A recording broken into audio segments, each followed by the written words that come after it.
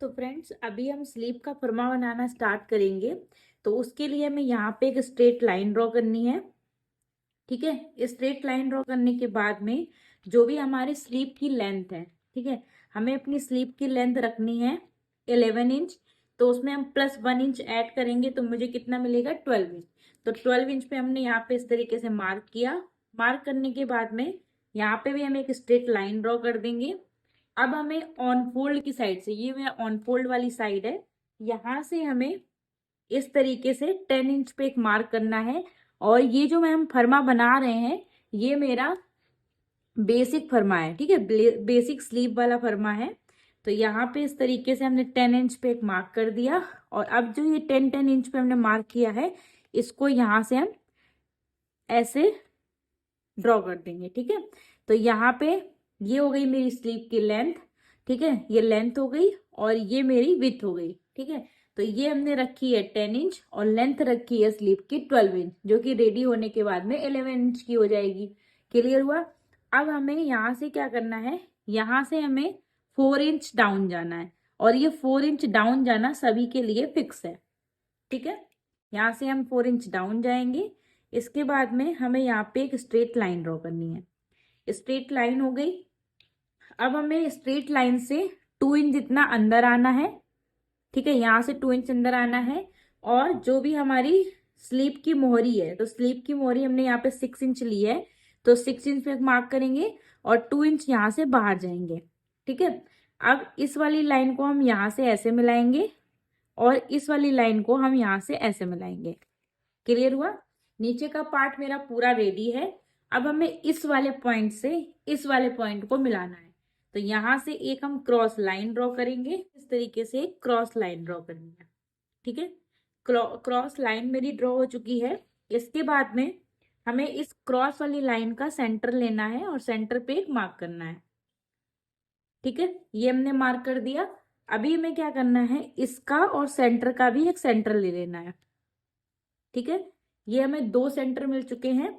अब हमें क्या करना है, जो ऊपर वाली लाइन है, इससे हमें 0.25 जितना ऊपर आना है। और जो नीचे वाला मार्क है, इससे हमें 0.25 जितना अंदर आना है। क्लियर हुआ। और यहां से हमें 0.75 पे एक मार्क करना है। ठीक है, इतना क्लियर हुआ। अब हमें फ्रेंच कर्व लेना है। फ्रेंच कर्व जैसा मेरा जहां पे सेट हो रहा होगा। ठीक है, यहाँ पे आप देख सकते हैं फ्रेंच कर्व मेरा अच्छे से सेट हो रहा है। तो यहाँ पे हम इस तरीके से ऐसे मार्क करेंगे। ठीक है, यहाँ से इस तरीके से हम मार्क करेंगे। अब हमें फ्रेंच कर्व को यहाँ से इस तरीके से घुमाना है। ठीक है, अभी मेरा फ्रेंच कर्व ऐसे रखा था और अब हमने इसको घुमा के ऐसे रख दिया। और जहां से भी ये सेट हो रहा होगा, वहां से हम इसको सेट करते हुए इस तरीके से अपना स्लीव का फर्मा रेडी करेंगे। तो अब यहाँ पे मेरा बैक पार्ट ड्रॉ हो चुका है। और यहाँ से हम 2 लाइन जितना, ठीक है, 0.25 जितना यहाँ से हम क्रॉस चले जाएंगे। तो ये क्रॉस करके लाइन ड्रॉ कर देंगे। तो इस तरीके से मेरा रेडी हो जाएगा। अब हमें फ्रंट पार्ट का शेप देना है।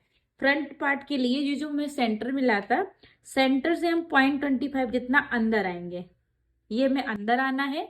और अंदर आने के बाद में फ्रेंच कप को इस तरीके से सेट करना है। ठीक है, यहां से इस तरीके से सेट करना है और यहाँ पे शेप देना है। ये हो गया। फ्रेंच कप को फिर से उल्टा रखेंगे और यहाँ पे इस तरीके से मेरा फ्रंट पार्ट का शेप आ जाएगा। क्लियर हुआ। तो ये मेरा फ्रंट पार्ट हो गया, ये मेरा बैक पार्ट हो गया। तो इस तरीके से मेरा जो बेसिक स्लीव का फर्मा है वो रेडी हो चुका है। अब हमें कैसे पता चलेगा कि हमारा ये जो स्लीव है वो एकदम क्लियर है। ठीक है, तो उसके लिए हमें क्या करना है, अभी हम वो चेक देखेंगे। तो यहाँ पे हम अपना आर्मोल चेक करेंगे। तो ये मेरा बैक का पार्ट है, जैसा कि आप देख रहे हैं। यहाँ पे मैं रखूंगी तो आपको अच्छे से क्लियर होगा। ये मेरा बैक पार्ट है और ये मेरा बैक पार्ट का आर्मोल है। ठीक है, तो यहाँ पे हमें इस तरीके से 1/2 इंच अंदर मेजर टेप को रखना है और यहाँ से हमें इसको चेक करना है। ठीक है, 1/2 इंच अंदर रखते हुए यहाँ से हम पूरा चेक करके लाएंगे। तो यहाँ पे हमें कितना मिल रहा है 10.75। तो यहाँ पे हम लिख देंगे बैक पार्ट में 10.75।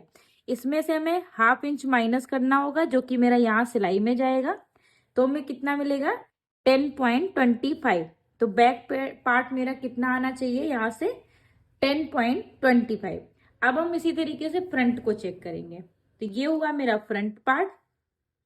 सेम इसी तरीके से हम ब्लाउज का भी करते हैं और सेम इसी तरीके से हम कुर्ती का भी करते हैं। ठीक है, तो यहाँ पे ये हो गया। अभी हमें सेम हाफ इंच नीचे मेजर टेप को रखना है और यहाँ पे हमें इस तरीके से लाना है। तो यहाँ पे हमें ये जो मेरा सिलाई में जाएगा, ये जो डार्ट आ रही उसको भी छोड़ देना है। तो यहाँ पे 5.25 आया। अब 5.25 के बाद फिर से मेजर टेप को यहीं पे रखेंगे और चेक करेंगे। तो मेरा कितना आया, एक मिनट, 5.25। तो ये मेरा आया 10.5 इंच। ठीक है, तो ये मेरा 10.5 इंच आया और उसमें से हम हाफ इंच माइनस करेंगे तो हमें कितना मिला 10 इंच। तो 10 क्या हुआ, 10 इंच कौन सा हुआ, फ्रंट पार्ट। तो अब हमें सेम इसी तरीके से यहां से हमें ये मेरा जो फ्रंट पार्ट है, फ्रंट पार्ट में हाफ इंच अंदर ऐसे रखना है और जहां पे भी मेरा 10 इंच आएगा वहां पे हमें मार्क करना है। तो 10 इंच मेरा यहाँ पे आ रहा है इस जगह पे, ये हो गया। और अब हम बैक पार्ट को चेक करेंगे। बैक पार्ट था 10.25। तो 10.25 पे हम इस तरीके से मार्क करेंगे 10.25।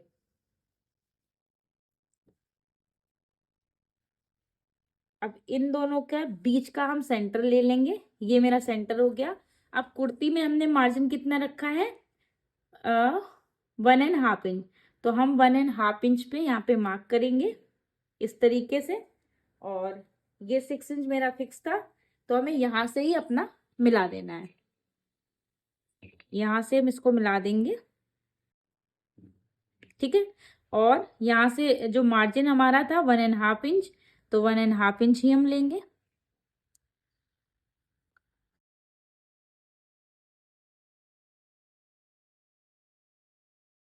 ठीक है, तो इस तरीके से मेरी पूरी स्लीव बनके रेडी हो चुकी है, स्लीव का फर्मा। और अब हम इसको कट कर लेंगे। इसके बाद में हम अपने मेन फैब्रिक में रख के भी इसको कट कर लेंगे। ठीक है,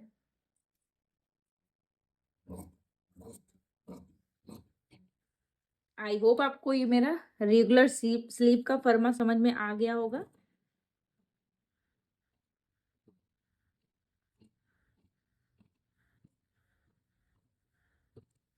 ठीक है, ये हो गया मेरा बैक पार्ट।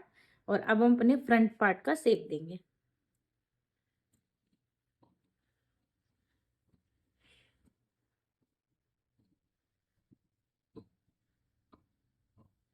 ठीक है, ये हो गया मेरा फ्रंट पार्ट। अब सेम इसी वाले पार्ट को हम अपने मेन फैब्रिक में रखेंगे और एज इट इज ऐसा ही कट कर देंगे। कहीं से भी कुछ भी हमें एक्स्ट्रा लेने की नीड नहीं है।